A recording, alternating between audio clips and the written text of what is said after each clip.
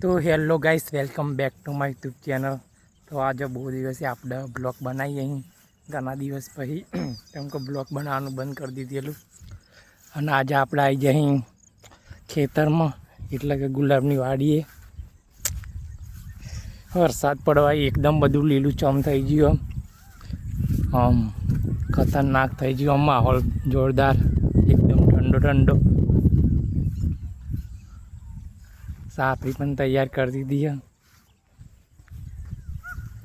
એકદમ બધું લીલુંછમ જ લાગો, આમ મજા આવી જાય ને કરીએ એટલે ખેતરમાં.